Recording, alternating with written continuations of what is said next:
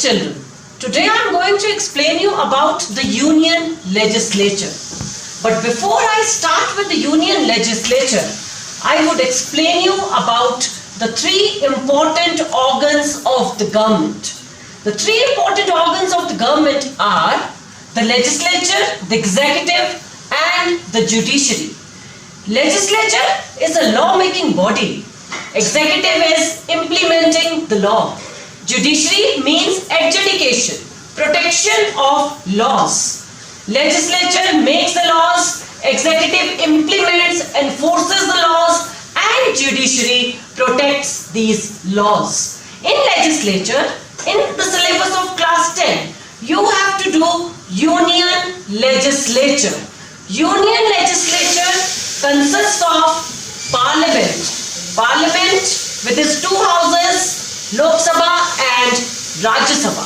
Executive consists of the real executive heads of the country, the Prime Minister and the Council of Ministers. Judiciary consists of, at the apex, we have the Supreme Court.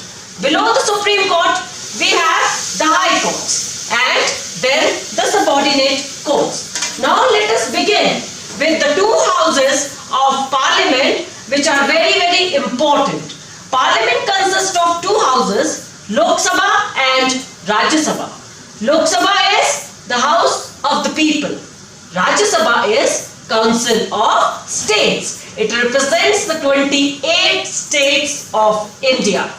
Lok Sabha is a representative house. Why? Because it is an elected house, elected by the people of India. Now let us come to the composition, strength of both the houses. I will side by side compare all the features of both the houses. Strength of Lok Sabha is 545. As per the constitution, maximum strength can be 552. Out of these 545 members, 543 are elected, 2 are nominated by the President if the Anglo-Indian community is not represented adequately in the House. In Rajya Sabha, the strength is 250 members.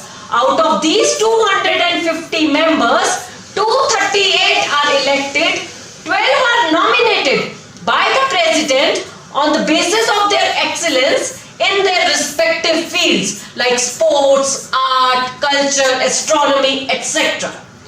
Now, Lok Sabha can be dissolved before the expiry of the term of 5 years. The normal tenure of Lok Sabha is of 5 years, but it can be dissolved before the expiry of the term of 5 years. Whereas Rajya Sabha is a permanent house. This is not subject to dissolution. We cannot dissolve Rajya Sabha. The tenure of Rajya Sabha is of 6 years. 1/3 of its members, they retire after every 2 years. Now let us come to the quorum. Quorum means minimum number of members to be present in the house to conduct its business. So the minimum number required is 1/10 for both the houses. So in Lok Sabha we require at least 55 members to be present in the house to conduct its business. In Rajya Sabha, 25 members, 1/10 of the total. 25 members are required to conduct its business. Now come to the qualification, children. See, all the qualifications are same for Lok Sabha and Rajya Sabha except the age. Now, other qualifications are he or she should be an Indian citizen. He or she should have his name in the electoral rolls in some part of the country. He should not be an insolvent or should not be in debt and should have the ability to meet his financial commitments. He should not hold any office of profit in the government. He should not be a proclaimed criminal. He should not be of unsound mind. So the only difference is of age. Lok Sabha age is at least 25 years of age. For Rajya Sabha is 30 years of age. Now let us come to the presiding officers of both the houses. Presiding officer of Lok Sabha is the Speaker. Then we have a provision for Deputy Speaker also. So these are the officers of Lok Sabha, Speaker and Deputy Speaker. For Rajya Sabha, our Vice President is the ex officio Chairman of Rajya Sabha. Then again there is a provision of the Deputy Chairman in Rajya Sabha. Now let us come to this first house, Lok Sabha, which is House of the People. See how the elections are contested to Lok Sabha. First of all, this is very important, secret ballot. Elections in India are held by secret ballot. The secret ballot system has been devised so that the voters may cast their votes secretly in favor of a candidate of their own choice without any fear. So that's why we have this secret ballot. Then territorial constituencies.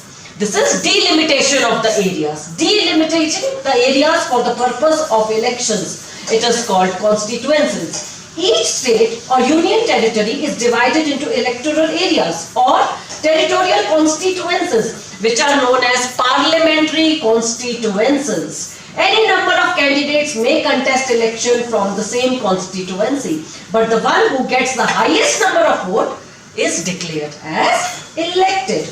Once the member is elected to Lok Sabha, they take the oath of office. In this oath, they bear true faith and allegiance, loyalty to the Constitution of India. Now let us come to the advantages of Lok Sabha. As this is a representative house, people of our country elects Lok Sabha on the basis of universal adult franchise. Universal means meant for all. Adult means those who have attained the age of 18. Franchise means their right to vote. Means all those citizens of India, those who have attained the age of 18 are entitled to vote without any discrimination made on the grounds of caste, color, creed, religion, sex, place of birth, etc. Now, advantages of this house. This is a representative house because it is an elected house. People of India, they have power, sovereign power in their hands. So it is a representative house. Numerical strength. Then ordinary bills then can be originate in Rajya Sabha also. But in case if there is a deadlock between Lok Sabha and Rajya Sabha, then a joint session is called of both the houses. In that case, voting is taken. Lok Sabha is proved to be more advantageous because of its numerical strength, which is double the strength of Rajya Sabha. Money bill, very important. All money bills are introduced only in Lok Sabha. Referring money bills to the Rajya Sabha is a mere constitutional formality because Rajya Sabha can withhold the money bill with it only for the period of 14 days. If it does not return the bill back within 14 days, the bill is considered as passed. Rajya Sabha basically has no power over the money bills. The no confidence motion can only be introduced and passed in Lok Sabha. Because of the numerical strength, it has a greater say in the election of the president also and of the election of vice president because of its numerical strength. So these are the advantages of Lok Sabha. Now let us come to the functions of the speaker. Speaker, who is the presiding officer of Lok Sabha, has to perform various functions. These are as follows. First is the business of the house. The business of the house is conducted by the speaker. The speaker presides over the meetings of the house. All speeches and remarks are addressed to the speaker. He allots time for the discussion. The speaker interprets the rules of procedures of the house. His decision in all parliamentary matters is final. All bills passed by the house are signed by him before they are sent to Rajya Sabha for its consideration or to the president for his assent. The speaker decides the admissibility of all questions and resolutions. He decides the admissibility of a motion of adjournment. He puts the issues to vote and announces the results. The speaker does not vote in the house, but when there are equal votes on both sides, that is the treasury benches and the opposition, then speaker casts his vote, which is known as a casting vote. The Speaker decides whether a bill is a money bill or an ordinary bill. Administrative functions. The Speaker receives all petitions and documents in the House. He communicates the decisions of the House to the concerned authorities. He regulates the admission of visitors and press correspondents to the galleries of the House. Disciplinary functions. The Speaker maintains order in the House. When members become unruly, he may order them to withdraw. He may suspend a member if he disregards the authority of the chair. In case of the words used by the member are indecent or unparliamentary, the Speaker may order that such words be expunged, removed from the proceedings of the House.